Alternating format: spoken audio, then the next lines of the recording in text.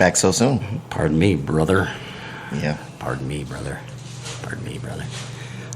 We are not really live. We're recording, but it's as live as we're going to be, I think. Oh, So, yeah. But As live as we always are.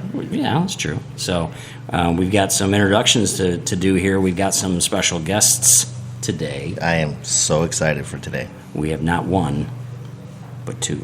Two guests. You want to do the honors of introducing number one, and I'll introduce number two? You pick. It doesn't matter. Okay. Well, okay. I'll introduce the guest who we did have on the air last week, but nobody's going to get to hear that because you lost the footage. So. Wow. Nice. What the hell was wrong with you? Our first guest we did discuss in length last week. Yeah. Talked about him. Our good friend, Larry Emery. Larry. How you doing, Larry? Welcome on, Larry. Hello, thanks for having me. Why don't you do a quick introduction on, like, your name and what you do for a living and, how long you've known us and that kind of stuff. Go ahead. Well, as I said, I'm Larry, and I've known these two fellows for, gosh, I can't even count. It's got to be over 30 years at this point, doesn't it? Yeah. So, yeah, I met Grant originally when we were in grade school. And then somewhere along the line, you and I became friends, and I didn't even realize you two were brothers. Right. Because, well, he lived in my He neighborhood. lived in my What the neighborhood. hell is wrong with you? So here I am, like, hanging out with Jim, and then, I meet Grant, and then, we're in his room one day, and I'm like, That's "Oh, your brother? that's your brother?" That's awesome. I did not know that. Yes. Yeah, I think we knew who. I mean, we weren't friends that hung out all the time, but we did know each other before he even knew who Grant was. Yeah, well, it's Kennedy, the neighborhood thing because Yeah. you guys were in very close proximity Right.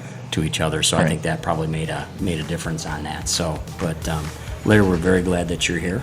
Thanks. We're gonna move over to guest number two. All right. Guest number two is an old friend as well from high school, but I'm gonna let him do his introductions here. This is your friend and mine, Nathan Sanders. I'm the guestist. I'm the plural. I thought he was gonna Larry's the guest. I'm the guests. I'm the plural. thought he was gonna break into a rap right there. Didn't know what he was doing. I could, but then no one would want to listen. So I'm Nathan. Met Grant in high school. Met the other two because if you hang out with Grant, you are going to eventually hang out with Larry and Jim because that's the way it happens. And honestly, the first time I met Larry, I actually met him in his house, right?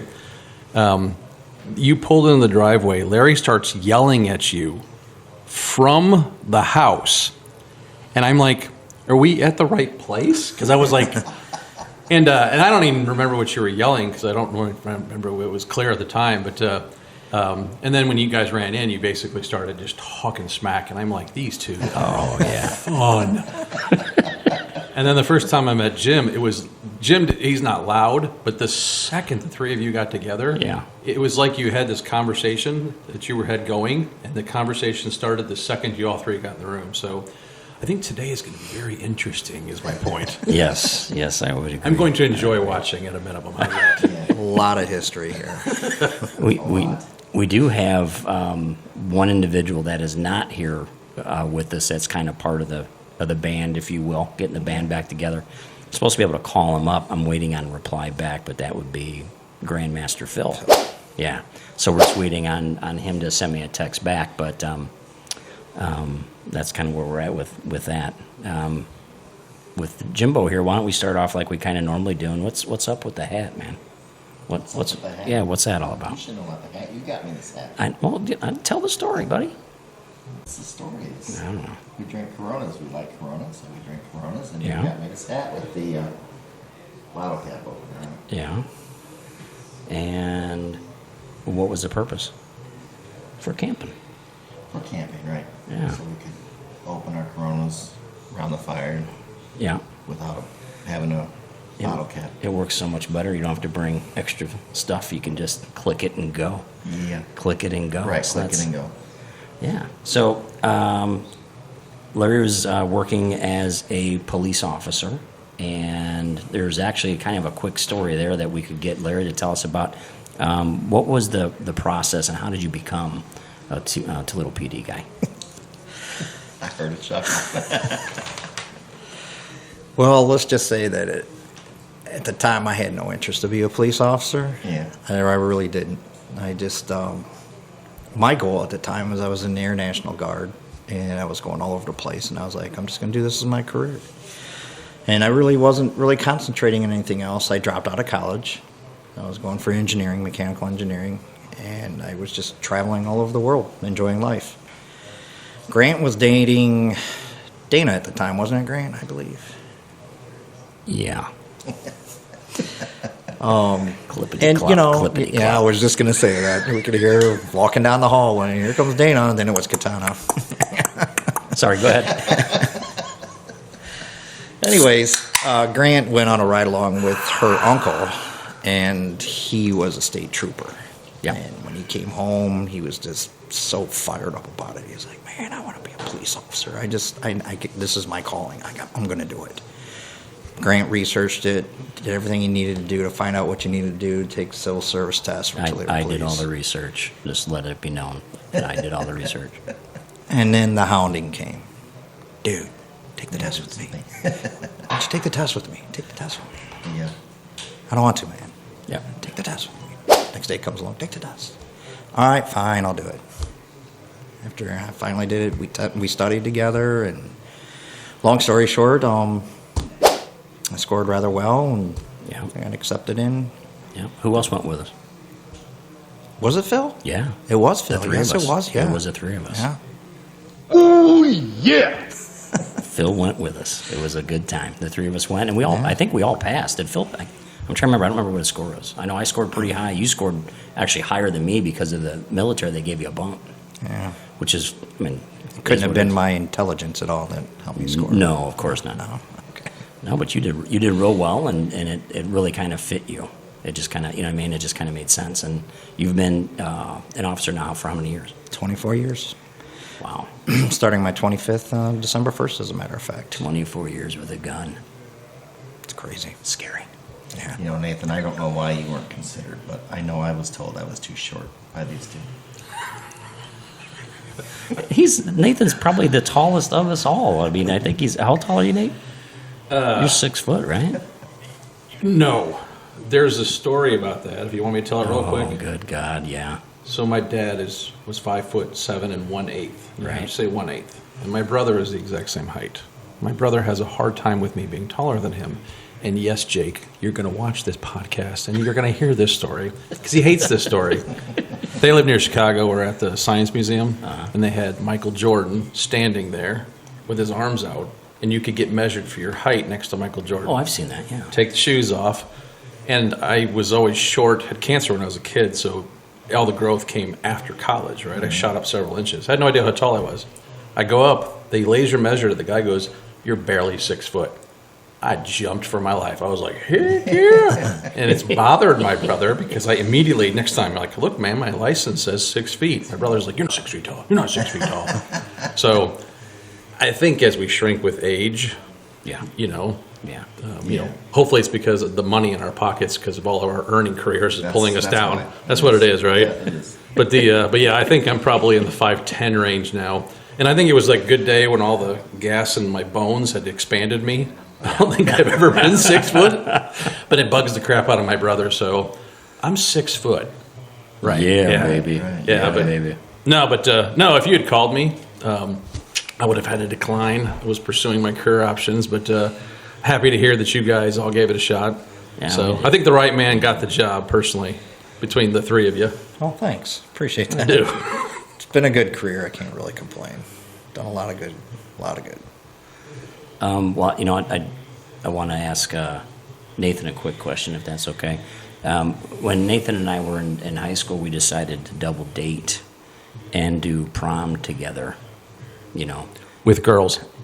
yeah, you probably should mention that. What the hell is wrong with you? Anyway, It was a date with girls. it was girls, and I was wondering about that. yeah. See, you guys are you guys are all losers. I should hit the button, but I'm not gonna. And anyways, we as we were getting ready and doing the things that we were gonna do, and we had the car and everything. I guess what I wanted to really kind of touch on was the after prom. So tell us what happened when we went to after prom and the whole scenario with that. Well, first off, I have to tell my favorite Big Jim missing moment, right? Oh. Because your dad's cool, right? Okay. Your dad's cool. So we hadn't been to my house yet, right? And so we got dressed at Grant's house, and we walk out, and I'm having the time of my life with that damn cummerbund, right? Never worn one before. When you put tuxes on in high school, right? And your dad comes over, and he stands in front of me, in front of everybody else, and he pats my shoulder. And he's like, "Hey, man." And then he's fixing my cummerbund, like just sly, like so nobody could see it, so he wouldn't embarrass me. And he's like, pats my arm, walks away, right? And I was just like, That's cool. he fixed it with, first off, he fixed it with one hand, which was impressive, because I was like, what the hell? How did you do that? Lucky ladies. But I always thought that was cool because, because it was just family, right? Right. I mean, it was just you guys and the limo driver, but he's like, well, I don't want to embarrass you, right? Right. And I've always appreciated that about your dad, because that's just who your dad is. He's like, let me take care of that. And then I didn't realize this till years later. Your dad walked over and said something to the limo driver, patted him on the shoulder. Your dad tipped the driver, because neither of our dumb butts knew we were supposed to do that. I didn't have any money. It doesn't matter, man. You're supposed to tip the driver. So your dad hooked us up. Is my Right. point, right? Yeah. So, but after prom, is that what we're talking about? Yeah, let's go. Well, what I want to do is that let me set you up, all right? Okay. With the after prom, if I recall correctly, and just chime in here, it was the first time that Springfield High School had done an after prom. First one. And so, of course, as with anything that's brand new, you got to work out the bugs and stuff, and they're not sure exactly how to handle all these, these kids. So us being seniors, we got my Chevelle parked outside, and we decided that it was incredibly lame, Well, you have to Wasn't it? understand, it was a full lock-in. right? You're not allowed to leave. You're not allowed to go outside. You're not allowed to do anything, right? And if you do leave, what do you got to do? They call the cops. Well, I mean, at the end of the night, what do you got to do at the end of the night? You remember? When you do leave. When you do leave at the end of the night, you had to sign out. Oh yeah, no, you had to. No, it was even if it was like the party was over, you still had to sign out to prove that that you stayed the whole night. They put paper over the doors, right? Like tape paper, like the butcher paper. Yeah. And so, it wasn't much of a barrier. Is probably the best way to put it. No. And we were really sick of our dates at that point. Actually, yeah. Both of us were, because your date was more of a friend, wasn't it? My day was a friend, Right. And she went to a Christian school, and they didn't have prom, so she had done her prom, so she was over. And Grant's was a girlfriend who had decided that she didn't want to be your girlfriend anymore. Right. Well before prom. It was Dawn, yeah. And she was like, well, I did all this tanning, and I got the dress, and I like you and your parents, but I just want to go to prom so I can dance. She's a big dancer. She wanted to dance. That's what she wanted to do. So we were done with our dates by prom, let alone after prom. Right. After prom was pretty cool, right? It was a casino-themed island night. It sucked. As a parent who will try to put on events Okay, now, all okay, we right. give them some credit, right? A bunch of moms got together. right. Yes, it was cheesy. Yes, it was. It was cheesy, but for in a high school, it was cool. But Grant was the one. We're sitting there, and I vividly remember this because I was saying it over and over again. I'm like, "This is so dumb. I am so bored." And he goes, "Let's just leave." And I was like, "What?" Sounds like me. He goes, "Let's just leave." And we stood up and started walking, and then we turned around and we're like, "Are you coming?" to the girls, and they were like, "Are we doing this?" And we all just went over, and Grant moved a piece of tape. We slid behind the paper and walked out. No sign out, no nothing. Had that moment where you're like, do we run or walk to the cars? We did a half run, half walk, all the way to the cars. We kept expecting somebody to come after us. There's nobody. Nobody was outside because first run, they had, I don't think they had security in the parking lot, unless you remember something different, but I don't No. remember there being. We looked for everybody, didn't see anybody. It was 4:08 a.m. when we snuck free. How do you remember that? Because I kept staring at my watch going, they opened the doors at 6, and I was like, what are we going to do for 2 more hours? And this super nice mom was going around, come on, boys, it's casino night. With Monopoly money, right? Right. Did she sound exactly like that is what I want to know. I hope so. With the crackly voice. But yes, that was the highlight of prom, right? Yeah. Yeah, it was So a good time. that was the highlight of prom, was sneaking out, because that was probably the most evil thing I'd done in my life to that point. So could not tell my parents. And I because was that a would have part been of bad. it. I feel so wonderful. Do you remember then I don't remember if that was a Saturday or whatever that was for the day of the week that we did that. I know it was either a Friday night or Saturday night, but did you get called down to the office with me the next time? That was just me. Son of a gun. You got called to the office? Yeah. The deal with that is that we didn't sign out. Obviously, we weren't there at 6 a.m. to sign out. So they went through the paperwork, and there was a missing signature for 2 boys and said dates. So, yeah. So I got called down to the office, and I had to go down there. And as they're talking to me, they're going, "Okay, Grant, what happened? Where were you? What happened?" And I just remember just looking at him and just going, "Well, man, I don't know what to tell you. I mean, we were there, and the girls were in front of us, and we just walked out when we got done, and so I didn't really fib too badly, but I mean, obviously, it wasn't totally the truth. But I said I didn't see the sign out. A bunch of people were standing at the table. We didn't realize it. We just left. I know why they didn't call me. Why is that? My freshman year, my uncle was the principal. Oh, He retired my freshman year, and he used to be the principal at Maumee. And this principal that came in, Osnowitz, sure. was from Maumee. So they all, and my uncle owned a bar, and they called him Jake, Right. and they all drank at Jake's bar. So I'm sure they went down the list, and it's like, Grant missing, call that little slacker to the office. Nathan probably forgot. That's Jake's nephew. So nepotism started rather early in your life. The one time in my life that I knew somebody cool, right? Yeah. So, I am, because again, when he walked into the office, right? I mean, literally, my uncle knew. They all went to his bar, and Mr. Martinez, my guidance counselor, Right. lived behind me in our neighborhood. Oh my. So I'm pretty sure that they knew who I was, right? So they were just like, oh, Nathan wouldn't do anything wrong. No. Well, So yeah. that's probably why I didn't get called to the office. When he looked at me, I just remember him looking at me with a blank stare. And he goes, "So why didn't you sign out?" And I said, "Well, everybody was at the table. I couldn't see what was at the table. I didn't know there was a sign-out sheet. We were walking through. Everybody was trying to get out of there. We were tired. It was a long night, And he just gives me this look. Go back to class. And that was really the We're like end 2 of weeks it. from graduation, right? I think he's like, do I want to pick this fight? The answer is no. Yeah. No cops were called. No accidents happened. Everybody got home safe. We're all good. No parents calling and asking what happened. So you're good. Exactly. Got away good. Yeah, we were lucky on that one. So, but they could have been a lot worse, but it wasn't. So what? I guess I got a question I wanted to. We're going to shoot over to Larry now. Okay. And wanted to ask Larry a question that we had here for him. And there's a couple of stories here that we just want to reminisce about, but it was always very funny and cool. But I think we were 14 or 15, and it won't take him long to figure out what I'm going to ask him. But we were 14 or 15 years old in your dad's car. Go ahead. Oh, okay. So, all right. This is going someplace else, but I know where you're going with it now.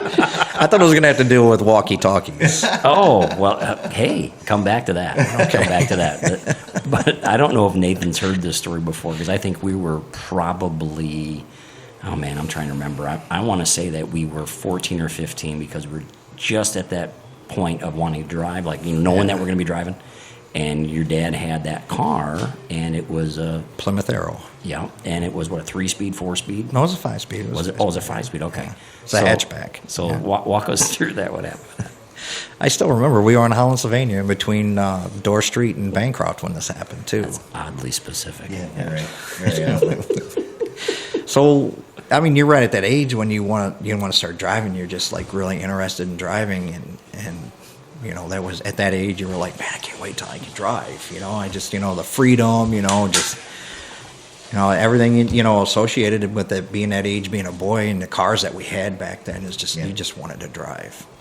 And at that age, my dad was teaching me how to drive a manual, a stick shift, and he would occasionally let me take and shift the car. He'd push the clutch in when it was time to shift, and I'd shift it. And then we'd drive a little bit more, and then he'd push clutch in again, and I was like, cool, it's pretty cool, So we had Grant in the car, and I can't remember where we were going. I know we left the house, and we were going down Bancroft, and we turned down Probably taking me Pennsylvania. home. That might be taking me home. Or Could have something. been, yeah. So I was like, come on, Dad, let me shift the car. And he's like, no, I'm not going to let you do it now. I'm like, drove a little bit farther. I was like, how about now? No, I don't want you screwing it up. It'll be fine. And I don't know how many times I asked him. I'd been like 2 or 3 times. At least. He was getting more aggravated Yeah, every and time. he was like, "Nah, I don't want you grinding the gears or anything." And I'm like, "All right, fine, whatever." No sooner did he say that, he had a shift. And what did he do? Me and Grant were just in tears. It was the funniest thing in the world. Grant seems to think my dad did it on purpose. He could have. I could see my dad doing something like that. but- Maybe, but I gotta add this in here real quick. Is that when he did, whether Larry had his seatbelt on or not, it didn't matter. He was jumping up and down in his seat, laughing like violently hard at his dad, and his dad was like yelling, "God damn it!" But it was an awesome story. It was an awesome story. That's So, a good story. Good memory. Good memory of my dad. Yeah, That's awesome. It's the perfect timing. I could see him doing it on purpose. Yeah. Just to jerk your chain, give you it's like, let me give Larry my happy moment, right? And then probably the second he did it, he's like, oh crap, I shouldn't have done that because I'm going to hear about it forever. For the rest of my life. Yeah. Little does he know we're still talking about it. yeah, that's funny. That's funny stuff. So, Jim, do you have any good memories of either Larry and I or Nathan and Larry and I? Do you have anything in your hat there? Yeah, I do actually. I want all of us.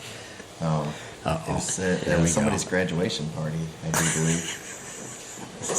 Oh, Somebody got the man. bright idea to throw the graduating person, you, into our dirty pond. Oh no. Whose idea was that? Was that Larry's idea? It was one of these two. I'm not sure which one came up with the idea. I don't think it was mine. I think that credit all goes to I think Larry it goes to Larry. happily because that seems Appreciate throwing me under the bus there. No, it's not to throw you under the bus because it's a great idea. But I don't remember thinking that myself. But I remember going, heck yeah! So I think it was you, which is awesome. You remember who else was helping us? Wasn't much of a help. You remember? Was it Tracy? No, it was Gary. What was Gary's last name? Von Segura. Very Gary von Sigrid. He had a broken arm. Remember, he had the cast on his arm. You know, the guy's like 6'5", got the broken arm, right? And he comes Yes. after me. Yeah. He gave it his best.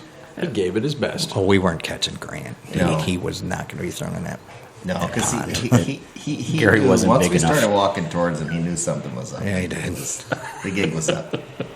I'm sure our acting skills were probably really poor. I'm sure it was written all over our bodies. We're coming to create harm for you. And you're like, your spider sense was like, choo, choo, choo, you know? Come here, my friend. We are not up to anything. Do you guys remember how disgusting that pond was, though? Oh, yeah. It was not a pond anybody Oh, swam in. Listen. I remember. All right, what I remember of that is, and I think it was Larry that came up behind me.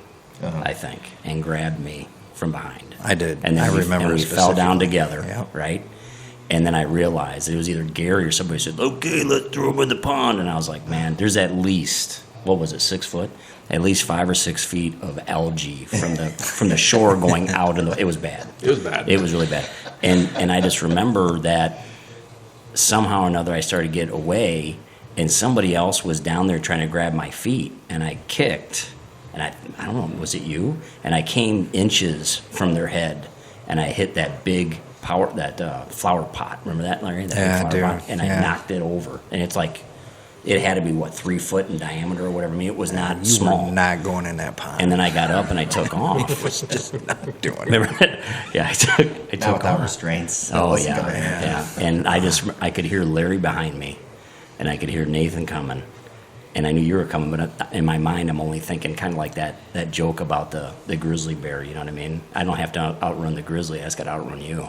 So I was like, okay, who's fastest? Who's going to be behind me? Who do I got to worry about? And I was like, I think it's Larry. And I looked behind, and you were like closing in pretty quick. By this point, I made my way around the other side of the pond because I was making a beeline for the back property. And I thought, I got to get in the house. That's my only shot. I got to be in the house. So I remember that. And then as I'm coming up around that corner, going to the house, then Gary is standing there, right? And he goes to grab me, and all I saw was his cast on his arm. And I took 2 hands and grabbed his cast and cracked it over my knee. I'll never forget that because he just bellowed out, and he fell to the ground. And then I kept running, and then I got up to the house, and that's when Dad came out. And he goes, okay, that's it, boys, we always dump it down, blah, blah, blah, right? So that's, I just remember cracking him, and I've never talked to, I've never seen Gary ever since. He never called me after that. That was the last time I ever saw him. I think at that time when I you saw did him. that, I was in the middle of throwing up some hams. You guys remember that? Yeah. I think your dad had that beer in his fridge for like a year. Probably, but he didn't drink that stuff, man. He was not a drinker. Dad was never a big beer drinker. Didn't So that come from Grandma's house? oh God. Oh, Wasn't the one Jimmy. the beer sitting on top of the Jimmy. water cooler for All 15 right, hold on. years? This is for me. All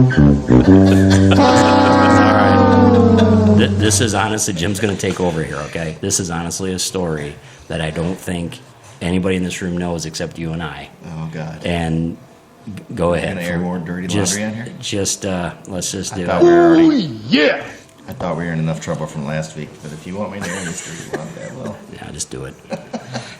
I'm a big boy. Go We used to ahead. go over to Grandma's house all the time, and Yeah. we'd play in the basement. We were, little kids and Grandma run around the Enslow basement. Yeah, and Grandma Point Enslow. Place. Point Place, yeah. And it was either in her car or the basement. Those were the two places we played, mostly in the basement. And she had beer laying? She had a fridge, right, with beer in it. She had a beer inside that like furnace workshop area, and then she had that like real elaborate formal bar area Right. that we played behind the bar. Right, right. And then she had their fridge in the other room. Right. And that's when Buck, her like Yeah. live-in boyfriend that didn't live with her, but he lived Friend, there. kinda, yeah. And he would help take care of her. And there was a refrigerator in there, and he was a big beer drinker. Right. And what did he drink? Most of the time, I don't remember. Coors. Coors. Okay. Yeah. Because that Coors. is Is that the beer that was on top? yeah, that's the one, So baby. anyhow, in the basement, there's, on the old water heaters, sitting on top of the water heater was a can of beer unopened. It's dusty. It had been there a long, long time. God knows how long it had been there. But Not one of my best moments, but go ahead, Jim, I mean, it carry was on. there every time we went there. So who's gonna miss it if it disappears, right? Ain't nobody gonna miss it, because ain't nobody stupid enough. But me. But Grant, So what it wasn't. the hell is wrong with you? So it wasn't a dare. You were just like, you looked at that and you're like, no one's gonna miss that. I'm gonna drink that. I I may have said something, but I Okay. don't remember. yeah, let's blame Jimmy, please. Please help me out. Toss me a bone here. I did not drink any though, but I may have said something. Oh, yeah. We looked up at it, and this was, okay, guys, you got to understand, this was not a one and done conversation. How often, Larry, did Jim come over to our house? How often did I see Jimmy? Every 2 weeks, right? Every 2 weeks. All right, so twice a month. So we would go summer, winter, all the different seasons, right? And we would be over there, once a month? At least, yeah. Okay. So this happened for many, many months, I'm going to say. I want to say years, but I'm just going to say months. Many, many months at that. We saw that up there. We go, hey, there's that can of beer still there. Hey, look, that can of beer is still there. Hey, now, it's on top of a hot water tank. That's not a cold area. No. Okay? So we kind of know it's got cobwebs coming off of it, and, I don't even know. Yeah, Jimmy, I'm going to blame you. I'm going to say you came up with the idea. So I pull it down, blow the dust off of it, crack it open. But did it even smell skunky? I mean, it just had. Oh, it was horrible. How would we know? We never had a beer before. Yeah, it smelled wonderfully skunky. I mean, What do we know? We don't know that. We're just kidding. How old were you? I mean, I'm talking, what, Jim. 9, 10, 11? Oh my God. Yeah, you Just guys are old young. enough to reach on top of the hot water. Maybe Grant, Did they have one of maybe those Grant old was pull 10, I tabs was on it that 12. come completely off? Yes. Yes. Nice. It was old. It was old, yeah. Yes, it didn't fold in and then fold back. It tore off. Yeah. It was An sick. old steel can, Oh, probably. yeah. Yeah, I'm a sick person. What did we do with it after you took a sip and about threw up? I took like 2 or 3 guzzles. And then went like, oh. Why would anybody drink this Like, stuff? oh, now I know why it's been up there since 1936 or whatever. And if I recall correctly, we emptied out the rest of the can into the sink, and then we put the can back. You just left it open. And I think I put it back. Might Yeah, have. I think I put Very it smart. back on top of it. Very smart. Because who's going to pull it down and look at it? Right? Exactly, They right? know it's been there forever. Right. It's part of the woodwork wall. You know what I mean? It's just part of the room now, right? So if it's there, they're Yeah. not going to notice. And Jim, besides that, if Buck would have went down there and saw it, he would have just figured, oh, I drank it a while ago and set it Oh, up he there. wouldn't have known. You know, and he would have just taken it down to pitched it. Right. You know, and I don't remember, quite honestly, ever. I don't recall ever if that can was ever gone. Did you ever Not get? that I ever remember. Nobody ever came up and said, "Hey, fellas." No. No. Really? No. You have to remember with my grandma, with that basement and everything down there, they didn't go down there very much. You know, she was in her late 60s. Buck he had a bad knee, or they would just go down there to put extra stuff down there and then put some stuff in the fridge and then come back up, or some storage. But it was our play area. That's really what it was. It was more than that than anything. So, okay. But you know, that was a good segue. But I think what we're going to do here, we'll take a quick break. We'll come back, Okay. change some stuff up, and we got some more questions for Larry and Nathan. Oh, definitely. So you guys be ready.